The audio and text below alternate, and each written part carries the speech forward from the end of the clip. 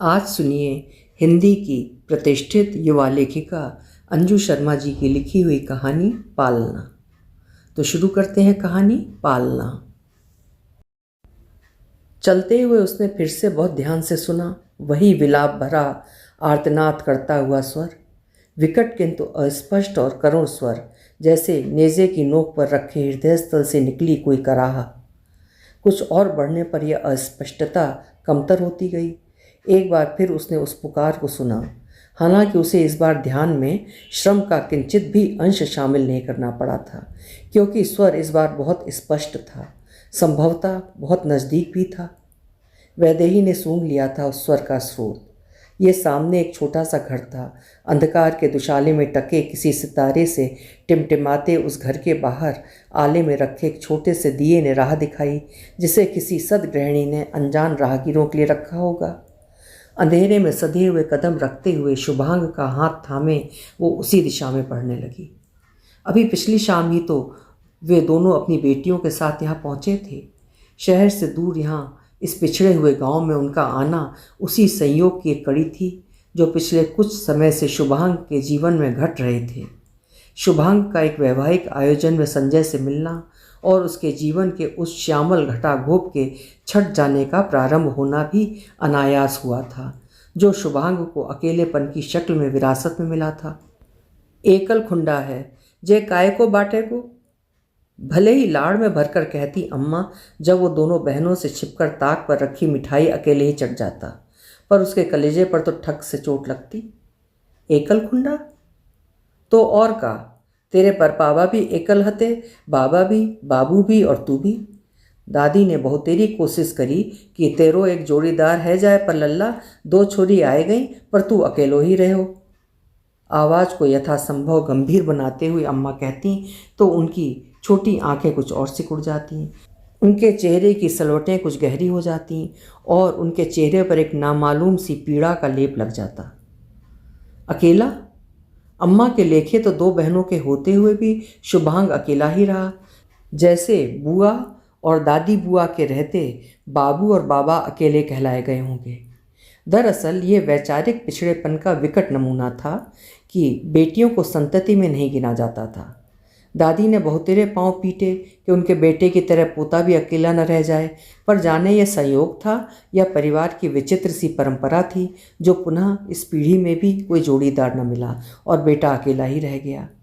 इस खानदान में घर, कुनबा, वंशवेल के नाम पर हर पीढ़ी में एक अकेला बेटा वंशवेल को आगे बढ़ाने का दायित्व भी ढोता रहा और एकल खुंडा भी कहलाता रहा। एकल खुंडा मतलब? विस्मय में भरकर पूछती है वैदेही। अम्मा की बोली के बहुत से शब्द उसे ठिठकाते हैं। उसकी भाषा में इन देशज शब्दों से पहचान नहीं, अपितु ढेर सारा कौतूहल है जो कभी हंसाते हैं तो कभी विस्मित करते हैं। ठेठ गांव में पैदा हुई अंगूठा टेक अम्मा के पास भी दिल्ली में पली बढ़ी पढ़ी शहराती बहू वैदेही की भाषा के प्रति भरपूर जिज्ञासा है और कुछ बरस बीत जाने के बाद दोनों ने मिलकर एक नई भाषा को जन्म दिया, जिसमें विस्मय या कौतूहल के स्थान पर अपनापा और नया सीखने की ललक शामिल थी और शामिल हुए कुछ नए मिले जुले शब्द भी। एकल खुंडा वही जो अकेला रहना पसंद करे। वो वैदेही के जिज्ञासा को पहचान का लिबास पहनने में मदद करता है। लेकिन ये तुम्हारा चयन तो नहीं था शुभ, इसमें चाहना कहाँ शामिल है? पूछना तो वो भी यही चाहता था अम्मा से, किंतु उसका सवाल उसकी प्रसन्नता पर हावी ना हो सका। उसकी आत्मा पर यह शब्द कुछ यूं खुद गया था जैसे अम्मा के दाएं हाथ पर गुदा हुआ बाबू का नाम, जिसे सहला तो सकता है पर अपनी आत्मा से अलग नहीं कर सकता। उसका भी एक ही सही पर बेटा तो हो जाए, ये आस लेकर अम्मा इस दुनिया से चली गई, पर वो अपनी दो बेटियों अधुना और पाखी के साथ खुश था। पहली बार ये हुआ कि उस परिवार में ना कोई एकल खुंडा कहलाएगा और ना ही जोड़ीदार की चाह में कोई अपनी नींदें हराम करेगा। लेकिन एकल खुंडे के इस टैग को चाह कर भी वो अपनी आत्मा से खुरच कर फेंक नहीं पाया शुभांग। दादी और अम्मा भी कहाँ जानती थी कि घुट्टी में उसे कैसा दंश सौंप गई दोनों। रिश्तेदारी के नाम पर ननिहाल भर था उसके पास, या दूर उत्तर प्रदेश में ब्याही गई बहनें और बुआ, जहाँ वो सदा बाहर का बना रहा। घर गांव के नाम पर यही एक शहर रहा। संजय से अनायास हुई मुलाकात ने उसके इस दर्द को एक नई बेचैनी से भर दिया। जिस खानदान के हर वारिस को अकेला होने पर शापित घोषित कर चुकी थी दादी और उनकी ही जबान बोलती रही थी अम्मा, उसी शजरे की गुप्त शाखाओं के बारे में मालूम चला शुभांग को, तो वो उत्सुकता से भर उठा। ये जानकर तो और भी कि संजय भी उसी शजरे का एक हिस्सा है। संजय से ही मालूम चला कि कैसे 3 पीढ़ी पहले शुभांग के परबाबा अपने पिता के साथ अलग गांव में आ बसे थे। उनकी और उनकी पत्नी की जल्दी मृत्यु हो जाने से उनका परिवार कभी अपने भाई बंधुओं के पास नहीं लौट पाया, जबकि दूसरे गांव में आधा गांव उनके ही कुनबे का है। इस रहस्योद्घाटन ने अद्भुत सी उत्कंठा से भर दिया था शुभांग को। वो आंखें बंद करता तो अंतर्मन के चित्रपट पर बियाबान में अकेला खड़ा ऊँघता कोई ठूंठ नहीं, अपितु लहलहा कर झूमता एक विशाल दरख्त दिखाई पड़ता, जिसकी सैकड़ों शाखाएं अपने होने की मुनादी कर रही होती। अगले कुछ माह संजय से फ़ोन पर बतियाते बीते। वो सपरिवार चंडीगढ़ आने का न्योता देता, पर शुभांग की इच्छाओं के सिरे तो जाकर बस उस गांव में जा अटके थे जहां उसकी जड़ें नामालूम शक्ल में छुपी थी। फिर वो दिन भी आया जब शुभांग की दिली ख्वाहिश शक्ल अख्तियार करने को बेताब थी। गांव में एक वैवाहिक आयोजन में बुलावा मिला तो शुभांग का दिल किया उड़कर गांव पहुंच जाए, और ऐसा हुआ भी। जानती हो वैदेही, उस दिन संजय को गले लगाकर रो पड़ा था मैं। कोई मेरा भी है, इस विचार मात्र ने मेरी दुनिया बदल दी। मेरी अकेली दुनिया जो मुझसे शुरू होकर मुझ ही पर ख़त्म हो जाती थी। अपने कुल खानदान की नामालूम जड़ों के सिरे मुझे दिखाई पड़ रहे थे। जाने क्यों मुझे महसूस हो रहा था कि अपने अबूझ अकेलेपन के दंश से मुक्त होने की प्रबल उत्कंठा ने ही मुझे संजय से मिलाया है। और आज जब उसने बहन की शादी के लिए इनवाइट किया तो मैंने कहा, ये मौका तो छोड़ना नहीं है। हाँ जी, आप शिद्दत से किसी को चाहो तो पूरी कायनात आपको उससे मिलाने में लग जाती है, हंसते हुए कहा वैदेही ने। शाहरुख खान? ना ना, पाउलो काल्हो। और दोनों ठठाकर हंस दिए। यहाँ आने और सबसे मिलने में कल शाम वो समय कैसे पंख लगाकर उड़ गया जिसकी कामना की थी शुभांग और वैदेही ने कि वो जैसे वहीं थम जाए। 3 पीढ़ियों पहले परिवार का एक हिस्सा दूसरे गांव में बसने और फिर गांव छोड़कर शहर बसने ने शुभांग के परिवार को अपने परिवार के शजरे से यूं अलग कर दिया जैसे आंधी में कोई पत्ता उड़कर अपनी शाख से दूर जा गिरता है। अगला दिन विवाह का दिन था। संजय की छोटी बहन सुमन का विवाह। अधुना और पाखी गांव की शादी देखने की उत्सुकता से भरी हुई थीं और बच्चों से कहीं अधिक उत्सुक थे वे दोनों। गांव में दिन में ही होते हैं अधिकांश विवाह, सादगी और परंपरागत तरीके से। सुबह से शुरू होता है यहाँ विवाह और सूरज डूबने से पहले लड़की विदा भी हो जाती है। विवाह की दौड़ भाग में मुब्तला संजय ने रुककर बताया। सचमुच बहुत सादगी से भरा रहा पूरा आयोजन। अभिभूत थे वे दोनों देखकर। ढेर सारी पारंपरिक रस्में, बहन बेटियों की चुहल और सादगी, किंतु गहन आत्मीयता से ओत-प्रोत पूरा वातावरण। संजय की बहन पूरे गांव की बेटी थी तो पूरा गांव इस विवाह में मेजबान बना हुआ था। परंपरा में गुथे रिश्ते और अपनेपन में पगे उन सादा दिल लोगों में भरपूर प्रेम मिला था शुभांग, वैदेही और बच्चों को। शहर में अकेले जी रहे इस परिवार को गले लगाने वाली आज अनगिनत बाहें थीं। उनकी आंखें हर आलिंगन पर भीग जाती थीं। आज पहली बार वैदेही को एहसास हुआ कि एक धारा थी जो नदी से बिछड़कर कहीं रास्ता खो बैठी थी, आज वापस अपने उद्गम में आ मिली थी। उधर शुभांग बैठक में पुरुषों के भीड़ से घिरा हुआ था तो इधर आंगन में स्त्रियों ने वैदेही को घेरा हुआ था। वर्षों के बाद लौटे इस पिछड़े परिवार को सबकी खुली बाहों ने स्नेह की वर्षा में आपाद मस्तक भिगो दिया था। शुभांग की दुल्हन के रूप में मुँह दिखाई में मिले 10, 20, 50 के नोटों से झोली भर गई थी वैदेही की। बार बार सिर पर रखा आंचल संभालती वो उम्र के अनुसार कभी हाथ जोड़कर तो कभी पांव छूकर उन स्त्रियों का अभिवादन कर रही थी जो कभी गले लगाती थीं तो कभी सिर पर आशीष का वरद हस्त रख सौभाग्यवती भव उच्चारते हुए उसके भैया भतीजों के भी मंगल की कामना करती थीं। आज तक वो शुभांग के सो कॉल्ड अकेलेपन से उबारने के लिए उसे वसुधैव कुटुंबकम का पाठ पढ़ाती आई थी, पर आज पहली बार उसे एहसास हुआ कि उनके जीवन में कौन सी कमी थी। अभी तक सुना था आज महसूस भी किया कि किस्से कहानियों की तरह बिछड़े हुए लोग जब मिलते हैं तो आत्मीयता की ऐसी बारिश होती है। रात जब अपने प्रेमी से छुपकर मिलने जाती किसी प्रेमिका की भांति दबे पांव गांव में दाखिल हुई तो विवाह के बाद के 70 कामों को निपटाने के बाद पूरा परिवार गहरी नींद में सोया हुआ था। थकान इस कदर तारी थी सब पर कि बेटी को विदा करने के दुख को एक ओट मिल गई और जिसे जहाँ जगह मिली वो वहीं सो गया।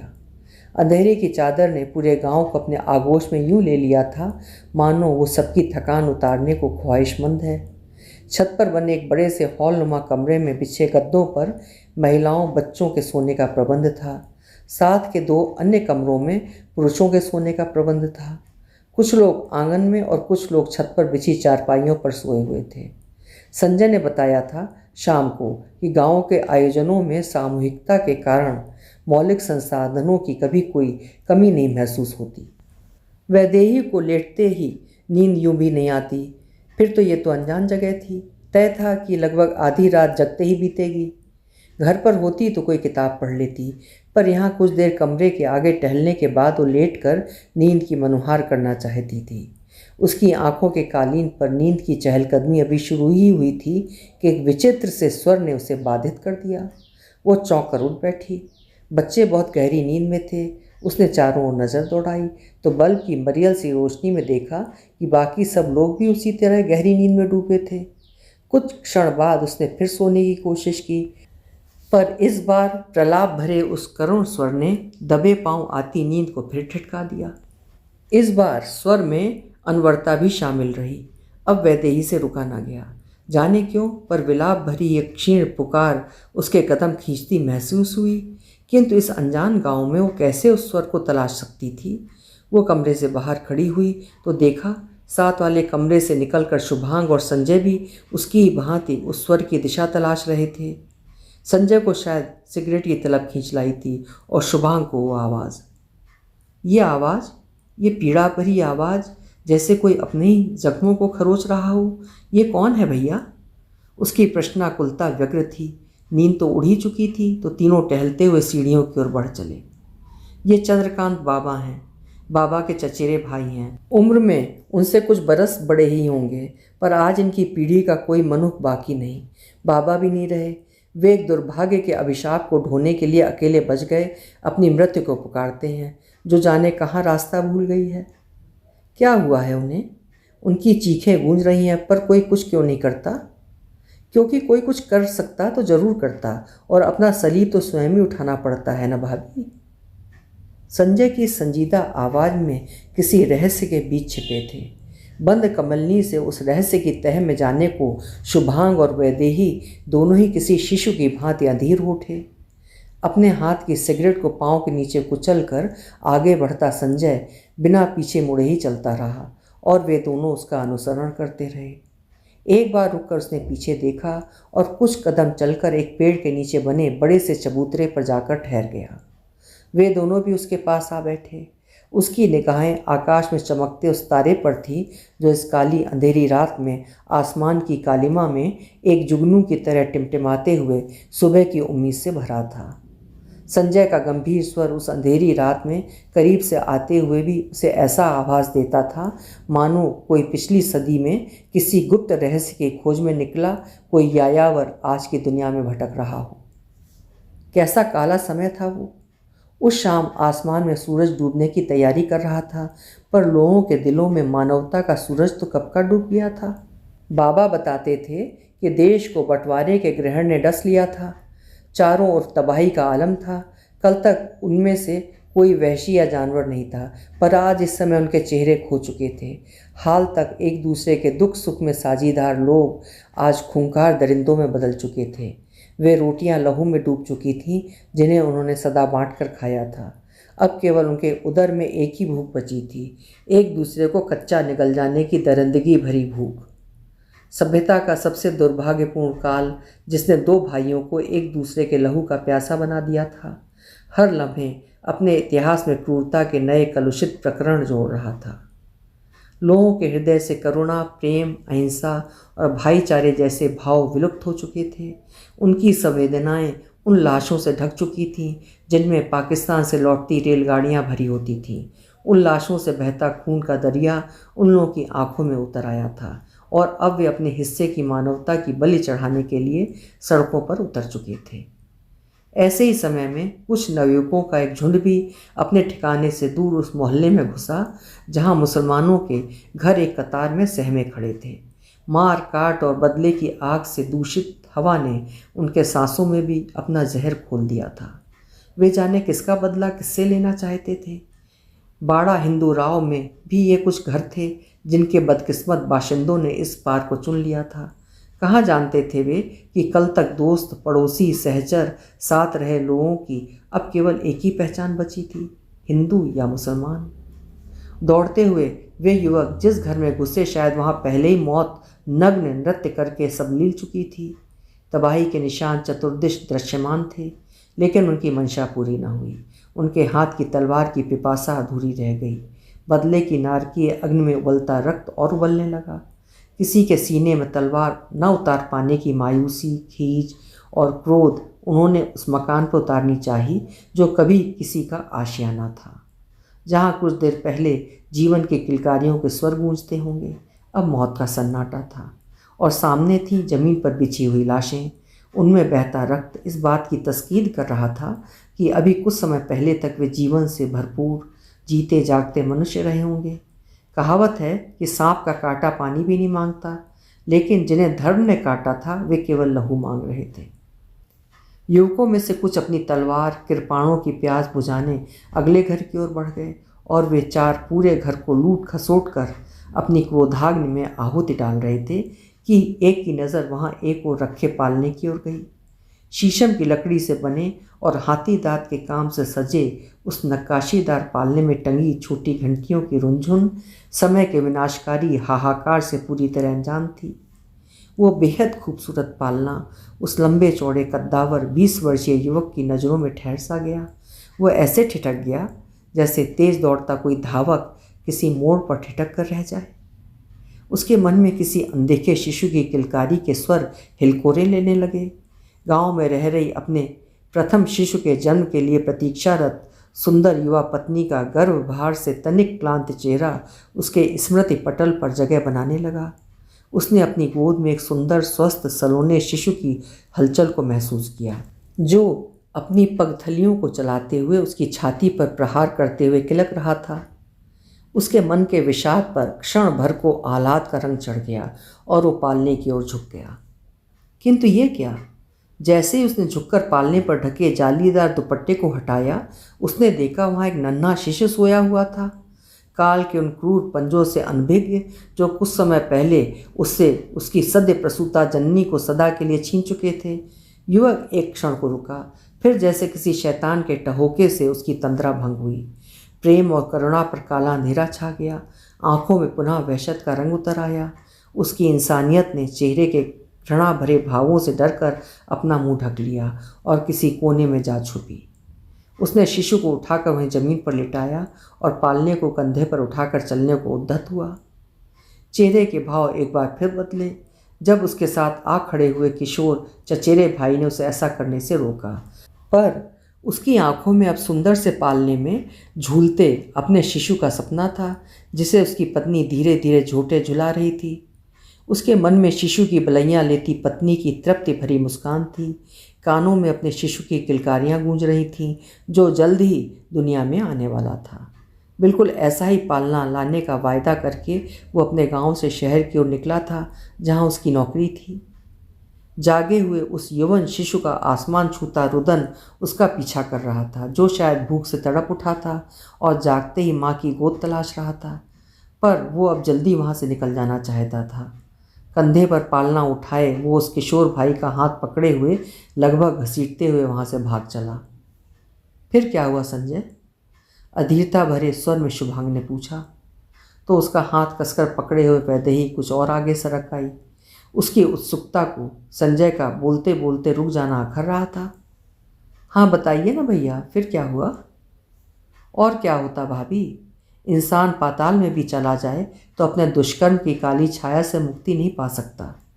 चंद्रकांत बाबा मेरे बाबा को संग लिए गांव लौटे तो पालना उनके साथ था।